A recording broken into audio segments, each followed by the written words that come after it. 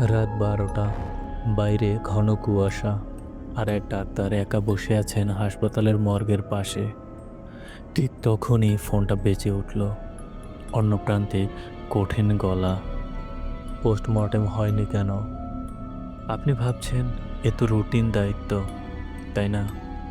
কিন্তু যদি বলি, সেই ডাক্তার যখন মর্গে ঢুকলেন, ৩ জন মানুষকে দেখলেন, কাজ করলেন তাদের সঙ্গে, আর ঠিক ভোরে আবিষ্কার করলেন তাদের কেউই জীবিত ছিল না। আজকের গল্পটা ঠিক এমনই, যেখানে বিজ্ঞান থেমে গেছে অজানার সামনে, যেখানে এক ডাক্তার নিজের চোখে দেখেছেন মৃত্যু আর জীবনের মাঝের এক ভয়াবহ সত্য। আপনারা শুনছেন অলৌকিক সত্য। আজকের এই ঘটনা পাঠিয়েছেন রোকসানা খানম সুমি, বগুড়া থেকে। তাহলে আলো নিভিয়ে দিন আর মন খুলে শুনুন, কারণ আজকের ঘটনার পর আপনি হয়তো আর হাসপাতালের করিডোরে একা হাঁটতে পারবেন না। আর আপনিও যদি চান যে আপনার অথবা আপনার আশেপাশে কারো সাথে ঘটে যাওয়া কোনো সত্য ঘটনা আমাদের সাথে শেয়ার করবেন, তাহলে আমাদের লিখে পাঠাতে পারেন ইমেইলে। আর যদি চান আপনার কথা যেন সরাসরি দর্শক শুনতে পায়, তাহলে রেকর্ড করেও পাঠাতে পারেন। আমাদের ইমেল অ্যাড্রেস অলৌকিকসত্য@gmail.com। আপনাদের সুবিধার্থে ডেসক্রিপশন বক্সে আমাদের ইমেল অ্যাড্রেস দেওয়া আছে। আপনাদের কাছে একটা ছোট্ট অনুরোধ থাকবে, আপনাদের মধ্যে যারা এখনও আমাদের চ্যানেলটি সাবস্ক্রাইব করেননি, তারা দয়া করে সাবস্ক্রাইব করে দেবেন। কারণ প্রতিনিয়ত আমরা আপনাদের জন্য নিয়ে আসি ভয়ঙ্কর সব ভৌতিক সত্য ঘটনা, রহস্য আর অমীমাংসিত কাহিনী। তাই যদি চান নতুন ঘটনা আপলোড হওয়ার সাথে সাথেই নোটিফিকেশন পেতে, তাহলে অবশ্যই বেল আইকনে ক্লিক করে অল করে রাখবেন। আর যারা ইতিমধ্যে আমাদের পরিবারের অংশ হয়ে গিয়েছেন, অর্থাৎ সাবস্ক্রাইব করেছেন, তাদের প্রতি রইল আমার আন্তরিক ভালোবাসা আর অন্তরের অন্তঃস্থল থেকে ধন্যবাদ। তাহলে আর কথা না বাড়িয়ে শুরু করছি আজকের অলৌকিক সত্য। আমি রোকসানা। ফেলোশিপ করার পর আমার প্রথম পোস্টিং হলো বগুড়া। আমি ঢাকা শহরের মেয়ে।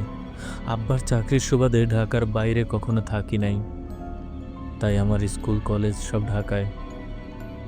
ঢাকা মেডিকেল থেকে পাশ করে চাকরিতে যোগদান। এবার তাই ঢাকার এত দূরে পোস্টিং হওয়াতে মন খুব খারাপ। তার উপর একা যেতে হচ্ছে, কারণ আমার বরের পোস্টিং ঢাকায়। বগুড়া সিএমএইচ আমার নতুন কর্মস্থলে যোগদান করলাম। মরার উপর খাড়ার ঘায়ের মতো পড়লাম এক বদ কমান্ডিং অফিসারের আন্ডারে। সারাদিন খালি খ্যাস খ্যাস করে। ওনার অত্যাচারে মেস ওয়েটার, সৈনিক, অফিসার সবাই অতিষ্ঠ। কোনোদিন কারোর সাথে ভালো ব্যবহার করেছে বলে মনে হয় না। সাথে আছে তার বিখ্যাত গালিগালাজ। ডিসেম্বর মাসের কোনো একদিন দুপুরে অফিস শেষের সময় খবর পেলাম রাজশাহী সিএমএইচ সেন্টারে এক সৈনিক মারা গেছে, তার পোস্টমর্টম করতে হবে। সিও ডেকে বলল কিছুক্ষণের মধ্যেই ডেড বডি নিয়ে অ্যাম্বুলেন্স রওনা দেবে। আমি যেন পোস্টমর্টম শেষ করেই ওনাকে খবর দেই। আমি হিসাব করে দেখলাম ফর্মালিটিস শেষ করে গাড়ি এসে পৌঁছাতে পৌঁছাতে বিকাল 4টা হবে। তাই আমার ল্যাব ইনচার্জকে মর্চুয়ারিতে সব কিছু রেডি করে রাখতে বললাম, এবং তাকে রেডি করে রাখতে বলে অফিস শেষে আমি বাসায় চলে আসি। ওদেরকে বলা আছে গাড়ি আসলে আমাকে যেন ফোন করে খবর দেয়। বিকাল 4টার একটু পর গাড়ি আসলে ওরা আমাকে খবর দেয়। আমি সাথে সাথে ডেড বডি মর্চুয়ারিতে নিয়ে যেতে বলি। অফিসে এসে আমার রুমে যাই। টেবিলের উপর ডেড বডির কেস হিস্ট্রি লেখা কাগজ। 22 বছরের সৈনিক, রাতে ডিউটি করে সকালে এসে লাইনে ঘুমিয়েছে। বেলা 12টার দিকে একজন দেখে ওদের 4তলা লাইনের ঠিক পিছনে জংলা মতো জায়গায় ওর নিথর দেহ পড়ে আছে। মাথার ডান পাশে আঘাতের চিহ্ন, ডান হাতটা ভাঙা, শরীরে আরও কিছু আঘাতের চিহ্ন। তাড়াতাড়ি করে কয়েকজন মিলে হাসপাতালে নিয়ে আসলে কর্তব্যরত ডাক্তার ওকে মৃত ঘোষণা করে। আপাতত মনে করা হচ্ছে 4তলা থেকে লাফ দিয়ে আত্মহত্যা করেছে। মনটা খারাপ হয়ে গেল। গরিব ঘরের ছেলে, কত কষ্ট করে এই দিনে আর্মির চাকরিটা পেয়েছিল। কি এমন দুঃখ ছিল যে আত্মহত্যা করতে হবে? হঠাৎ মনে হলো কেউ ওকে শত্রুতা করে ধাক্কা দেয়নি তো। পর মুহূর্তে মনে হলো এটা আমার কাজ না, তদন্ত কমিটির কাজ। ভাবতে ভাবতেই আমি উঠে দাঁড়াই মর্চুয়ারিতে যাওয়ার জন্য। ঠিক তখনই আমার ইনচার্জ সার্জেন্ট কুদ্দুস দৌড়ে এসে বলে, ম্যাডাম একটু দেরি হবে।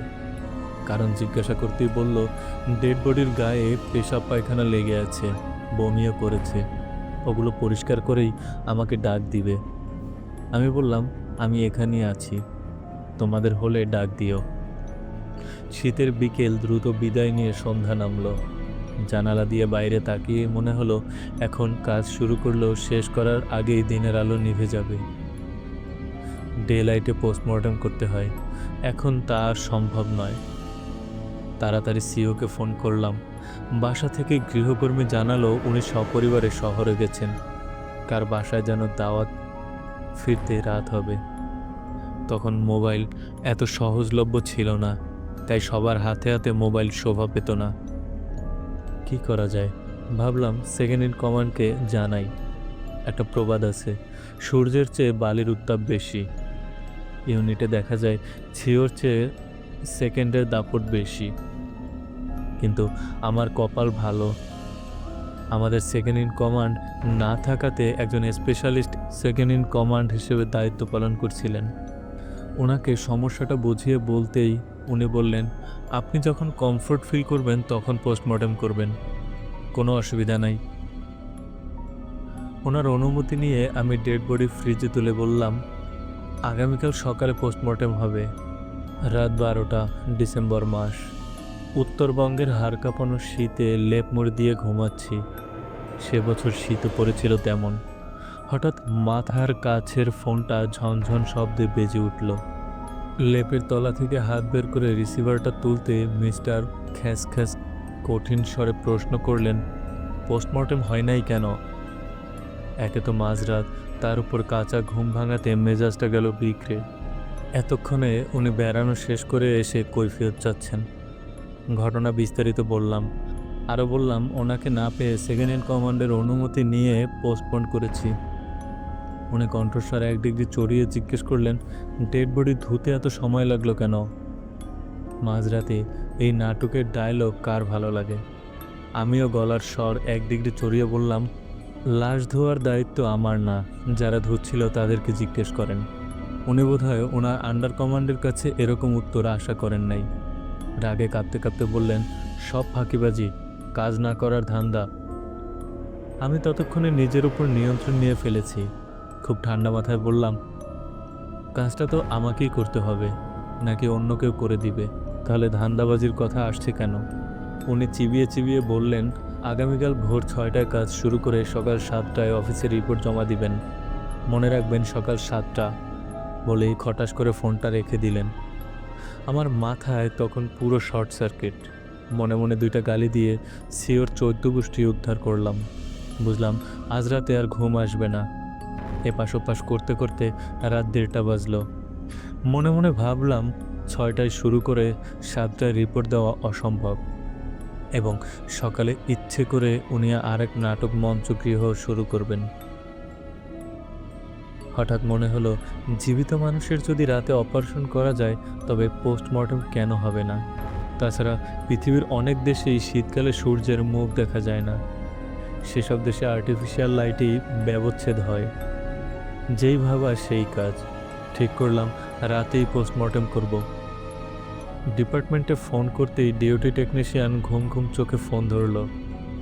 বললাম, ওয়ার্ড বয়কে সার্জেন্ট কুদ্দুসের বাসায় পাঠাও, আর বলতে বলো এক্ষুনি হাসপাতালে আসতে, রাতেই পোস্টমর্টম হবে। সৈনিক লাইন থেকে আরও 2জনকে আনতে বলো, আর স্টোরম্যানকে উঠাও, বলো 200 ওয়াটের একটা বাল্ব দিতে। স্টোরে নিশ্চয়ই আছে, সেটা মর্চুয়ারিতে লাগাতে বলো। সব রেডি হলে আমাকে খবর দিবে। তীর ধনুক থেকে ছুটে যাওয়ার পর মনে হলো এবার আমার প্রস্তুতি। মোটা মোজা আর কেটস পরলাম, গায়ে চড়ালাম মোটা একটা সোয়েটার। টিভিটা চালিয়ে অপেক্ষা করতে থাকলাম। রাত 3:30টায় খবর দিল সব রেডি। ডিউটি টেকনিশিয়ান বলল, ম্যাডাম গাড়ি পাঠাই? বললাম লাগবে না। সিএমএইচের সামনে আমার বাসা, মাঝখানে একটা কাঁঠাল, পেয়ারা আর আমড়ার বাগান। বাগানটা ঘুরে গেলে একটু সময় লাগে, কিন্তু আড়াআড়ি বাগানটা 20-25 গজ। এটা পার হলেই সিএমএইচের সামনের রাস্তা। আমি 4 তলা থেকে নেমে বাগানের মধ্যে দিয়ে হাঁটালা দিলাম। গেটের সামনে দারোয়ান একটা টুলে বসে ঝিমাচ্ছে। আমাকে দেখে উঠে সালাম দিল। আমি করিডোর ধরে এগিয়ে যাচ্ছি। দুপাশের ওয়ার্ডগুলো নিস্তব্ধ। যেতে যেতে দেখলাম এক ওয়ার্ডে সিস্টার টেবিলে মাথা রেখে ঘুমাচ্ছে, আরেক ওয়ার্ডে মেডিকেল অ্যাসিস্ট্যান্ট এক রোগীর জ্বর মাপছে। ভাবছিলাম একটা অদ্ভুত কারণে সব হাসপাতালের মর্গ হাসপাতাল থেকে বিচ্ছিন্ন। হাসপাতালের পেছনে পরিত্যক্ত জায়গায় গাছপালার মাঝে পোড়োবাড়ির মতো মর্গগুলো দাঁড়িয়ে থাকে। একটা মানুষ মারা যাওয়ার সাথে সাথে তাকে জনজীবন থেকে দূরে সরিয়ে রাখা হয়। আরও কিছুক্ষণ আমাদের মাঝে থাকলে কী ক্ষতি। করিডোরের শেষ প্রান্তে সিঁড়ি দিয়ে নেমে এলাম। একটা মাঠ পেরোলেই গাছপালার মধ্যে মর্গটা দেখা যাচ্ছে। দূর থেকেই বোঝা যাচ্ছে আলো জ্বলছে। রাস্তা দিয়ে যেতে হলে একটু ঘুরে যেতে হবে, তাই ভাবলাম মাঠের মধ্যে দিয়ে হেঁটে চলে যাই। ছোট্ট টর্চটা জ্বালিয়ে হাঁটা শুরু করলাম। মরচুয়ারের সিঁড়িতে পা দিয়েই দেখি ঘরটা আলো ঝলমল করছে। কুদ্দুস তার 2 সহযোগীকে নিয়ে গাউন, ক্যাপ, মাস্ক পরে রেডি। টেবিলের ওপর লাশ শোয়ানো। কুদ্দুসের চোখের দিকে তাকাতেই কেমন অস্বস্তি হতে লাগলো। চোখ দুটো জবা ফুলের মতো লাল। ভাবলাম মাঝরাতে ঘুম ভেঙে আসতে হয়েছে, তাই এই অবস্থা। মন ভালো করার জন্য বললাম, তোমাদের অনেক কষ্ট হয়ে গেল। ফ্যাসফ্যাসে গলায় উত্তর এলো, না ম্যাডাম, ঠিক আছে। চমকে উঠলাম, এ কার গলা? এই, তোমার গলায় কি হয়েছে?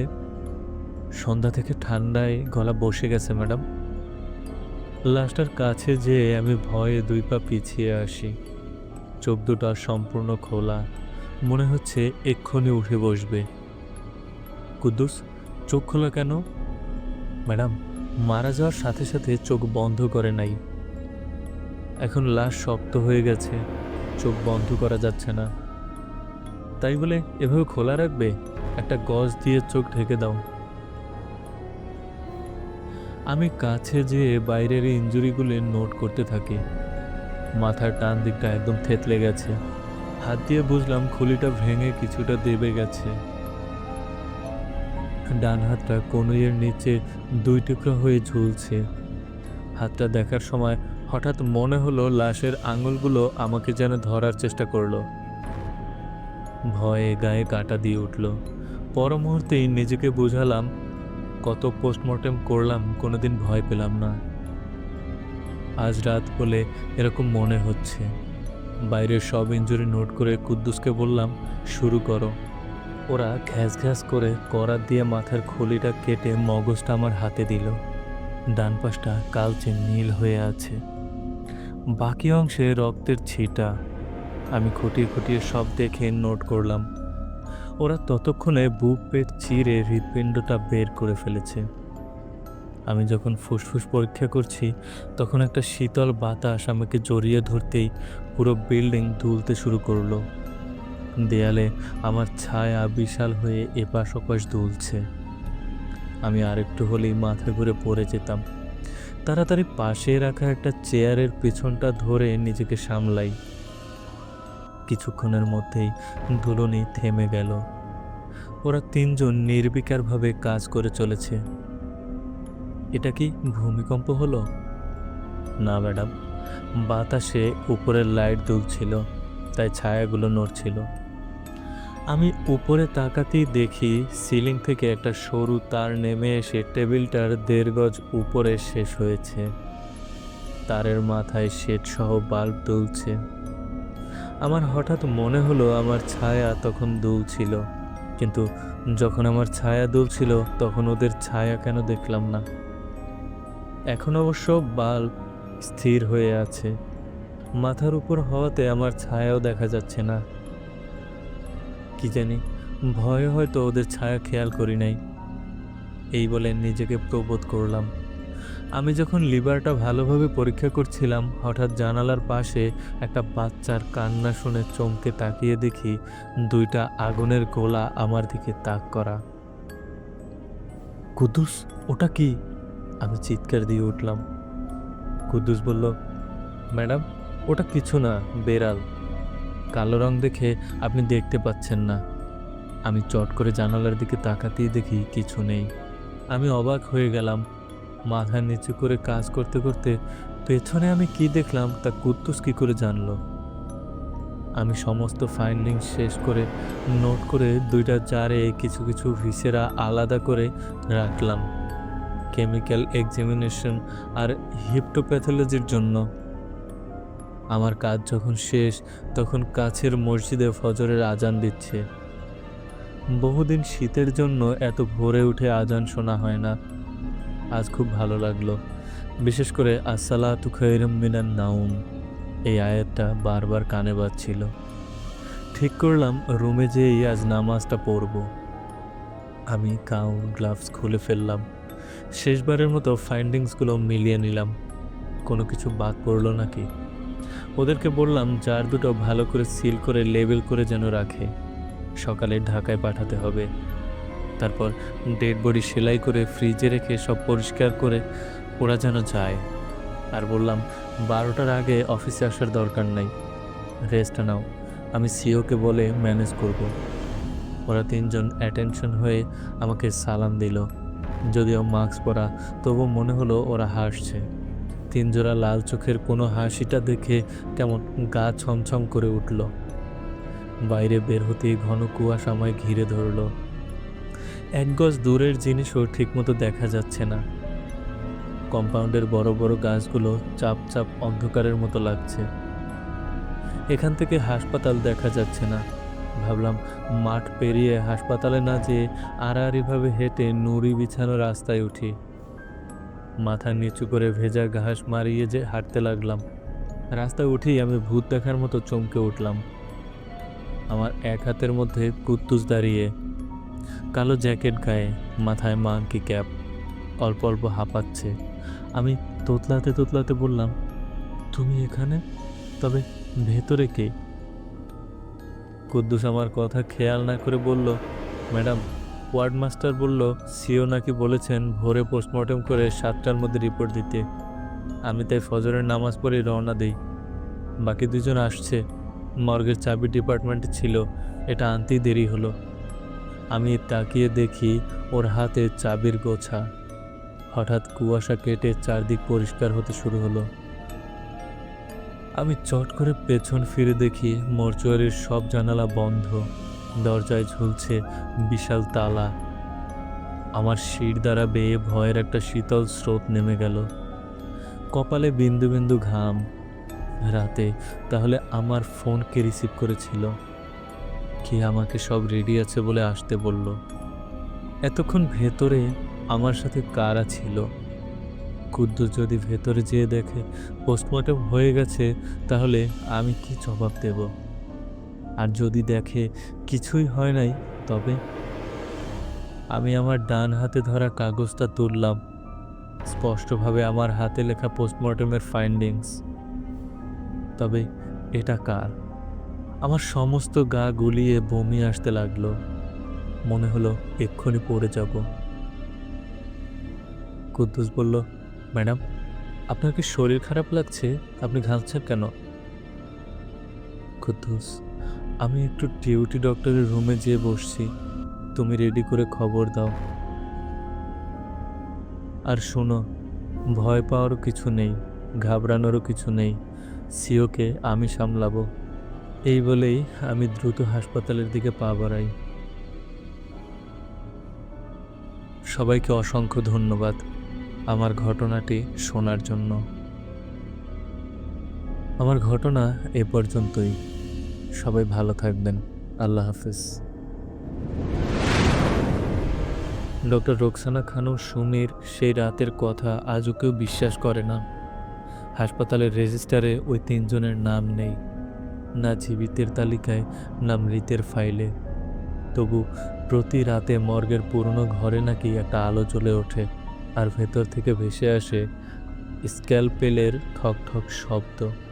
কেউ বলে ডাক্তার নিজেই হয়তো এখন সেই টেবিলে শুয়ে আছেন আর নিজের উপরেই করছেন পোস্টমর্টেম। আজকের ঘটনা এখানেই শেষ। আপনি শুনছিলেন অলৌকিক শব্দ। প্রতিদিন এই সময় ফিরে আসি অজানার পথে। যেখানে ভয়, রহস্য আর বাস্তবতার সীমানা এক হয়ে যায়। ঘটনাটি যদি ভালো লাগে, ভয়টা যদি একটুও লেগে গিয়ে থাকে, তাহলে বুঝবেন রাতটা ঠিক কাজ করেছে। আবার দেখা হবে পরের কোনো ঘটনায়। ততক্ষণ ভালো থাকুন, সুস্থ থাকুন আর অন্ধকারকে ভয় করলেও শুনতে থাকুন অলৌকিক সত্য। আল্লাহ হাফিজ।